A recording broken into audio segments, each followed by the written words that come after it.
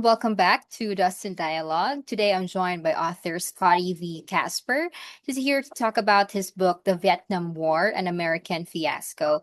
This book offers a different lens on the war, one that focuses less on battlefield glory and more on the lived reality of those who served. Scotty, it's great to have you with us. Well, thank you. My Glad to be glad to be here. My pleasure. To start this off, I'd love to go back to the beginning. What inspired you to write The Vietnam War, An American Fiasco? Well, I wrote it as my legacy, sort of. I wrote it because hopefully in the future some people will read it and they will avoid going to war. If a young man is asked to go off to fight and give his life for a war overseas somewhere, I recommend they go to Canada and avoid it because war is ugly and I just hate it. And then also, I wrote it to sell copies and make money. But what I've discovered is I got on Amazon, and everyone and their dog has written a book about Vietnam. I think there are virtually hundreds of them that I'm competing with. So that was kind of a shock to me. So anyway, that's pretty much my legacy. I see. Thank you for sharing that. And one thing that stand out is how your memoir focuses less on heroics and more on the quieter, everyday side of the war. I imagine that it's tough, since you mentioned that. Why was it important for you to tell that side of the story? Okay, well, I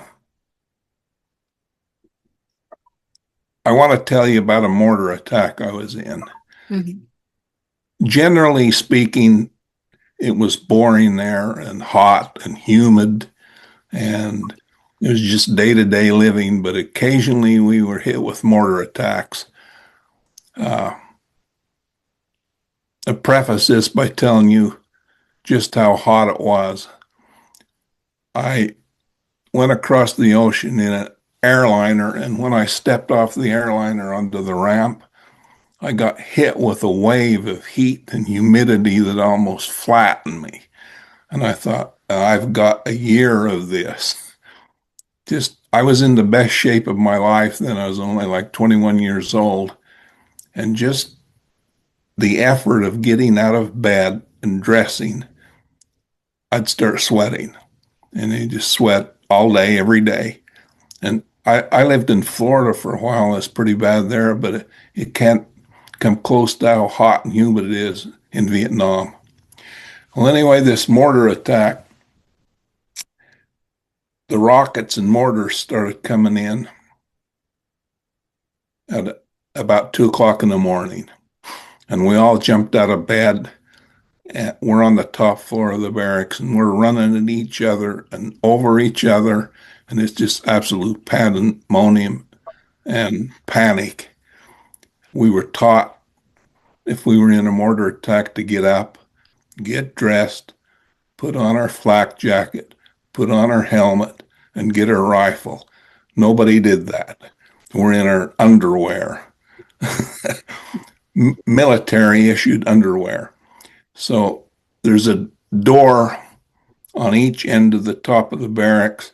And I finally got lined out to the one going to the left.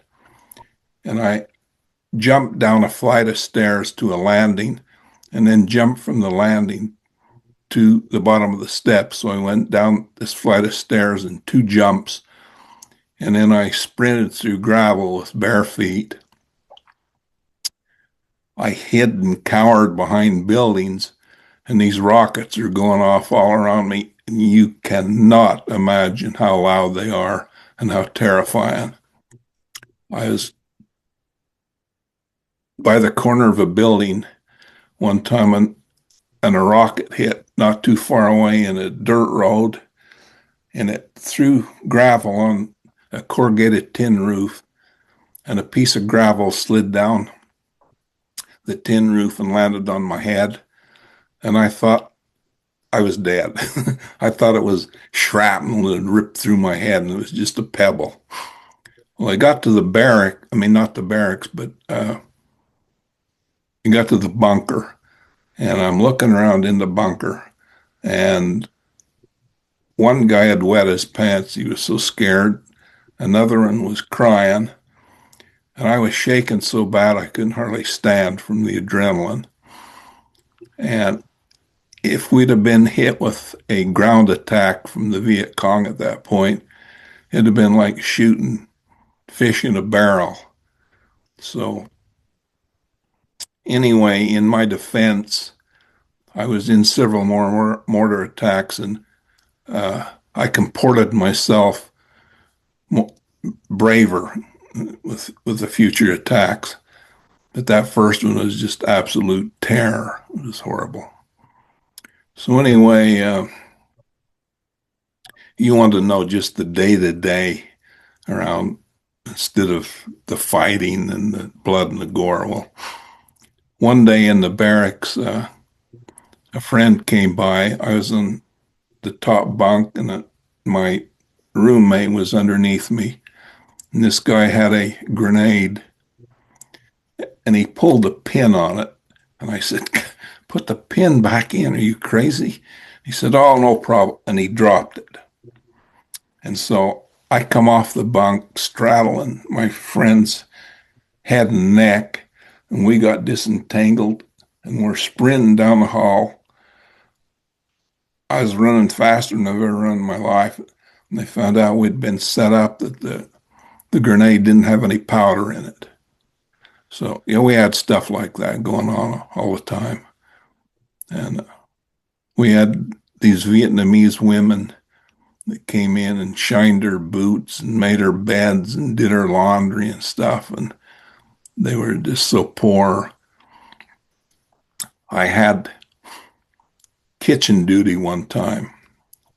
And after a meal, they took all this food and put it in 55-gallon drums, like almost filled a 55-gallon drum with spaghetti, had bread in one, vegetables, what have you. And we loaded on deuce and a half trucks and went to the dump. They had dug a big hole in the ground. And the Vietnamese people were starving, and they were waiting there for us.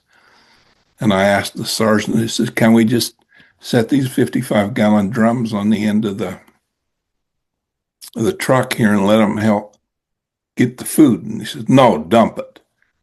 So he dumped it. And I remember dumping the spaghetti. It's rolling down through the dirt. And these Vietnamese people had some pots and spoons, and they're digging that spaghetti, putting it in their pots and grabbing the bread and everything. And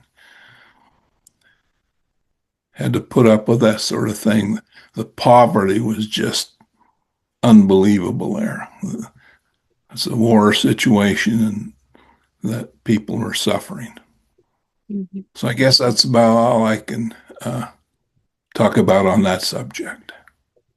I see. Thank you for sharing that. I can only imagine how horrible it was. But I'm just curious, how did that environment shape your overall perspective on the war?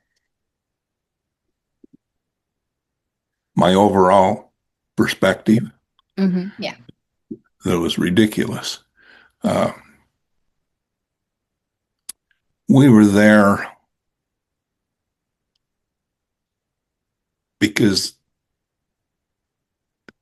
we were supposed to be able to stop the spread of communism. We were supposed to stop it from going all through Southeast Asia. And we fought the war, and 58,000 brave Americans died doing it. And we ended up losing the war because we didn't fight it hard enough. And so the North Vietnam took over the South Vietnam, and they combined into one country, and communism didn't spread there. We didn't have the domino effect at all like they were talking about. So, in my opinion, if the fat, arrogant, bloated politicians in Washington, D.C. want to have another war, they can go and fight it themselves.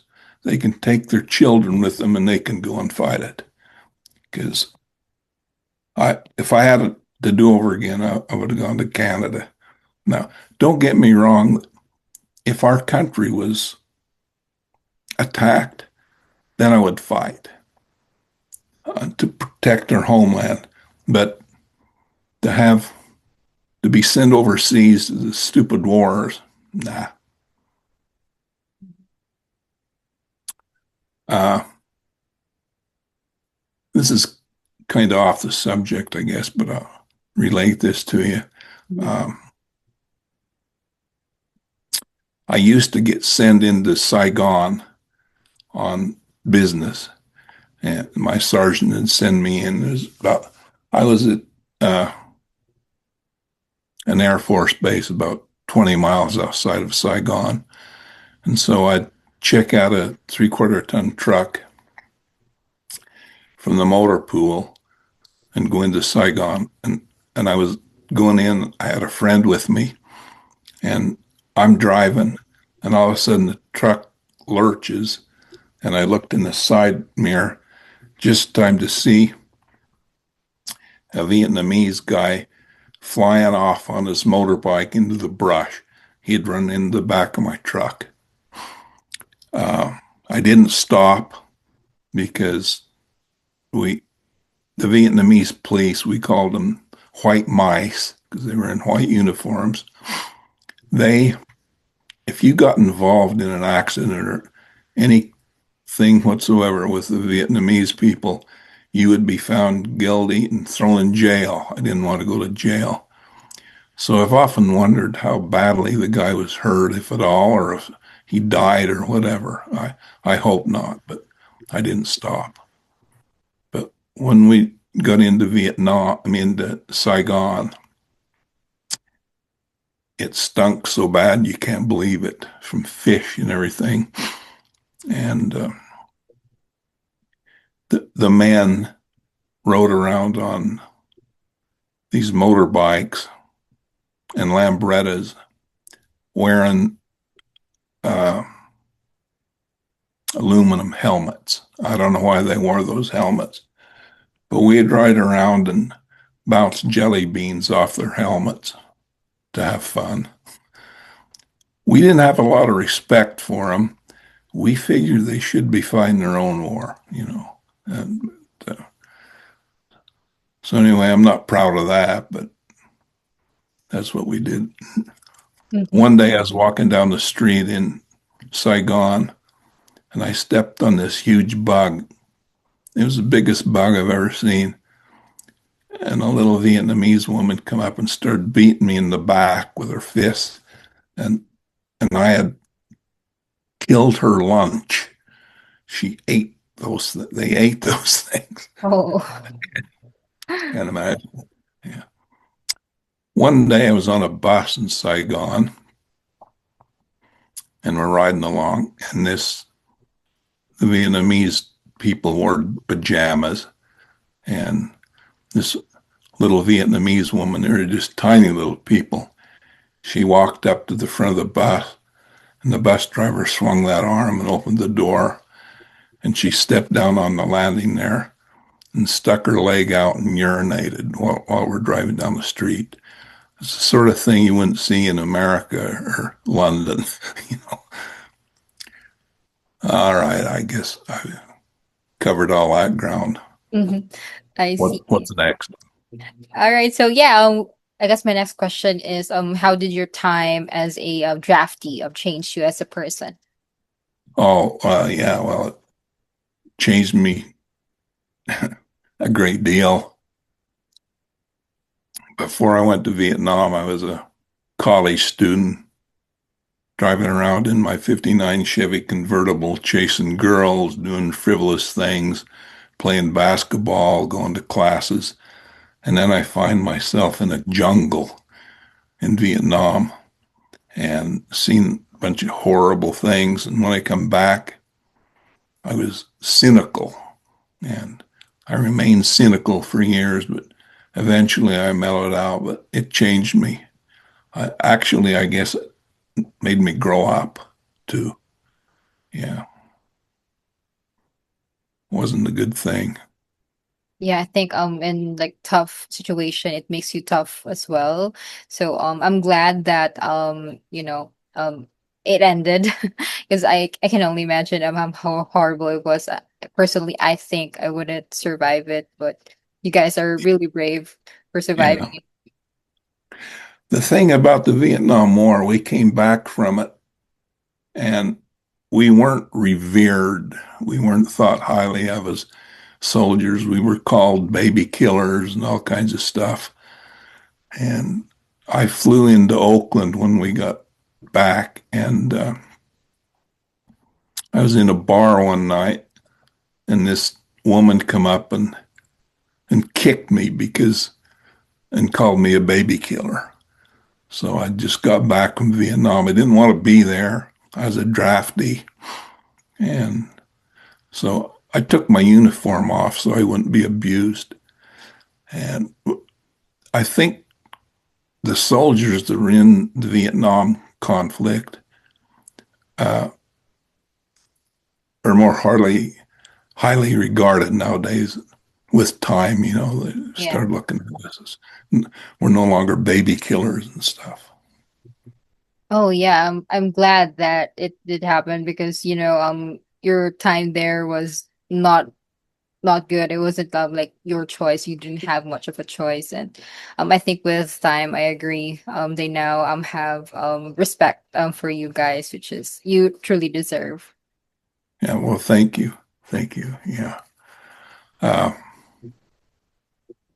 I was going to show a cover of my book, and hopefully this interview will sell some copies, but I don't have it handy here. But Oh yeah, no problem. So yeah, just tell us for readers that are picking up your book today, what do you hope they come away understanding about the Vietnam War through your story?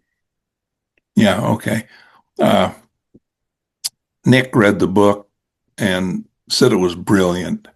That's the only recommendation I have for the book, but I think it's really good, and I think if people bought it, they would really enjoy it. Mm. Yeah, I worked hard on it. I see. So yeah, I'm coming from our chief publicist. That's a really great comment on your book. So Scotty, thank you so much for sharing your story and your perspective with us.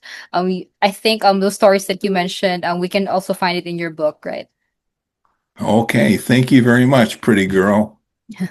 All right, and for everyone that's watching us today, the Vietnam War and an American Fiasco is available on Amazon. So pick it up and just tell us what you think about it, and you'll see more of Scotty in the future. Thank you so much.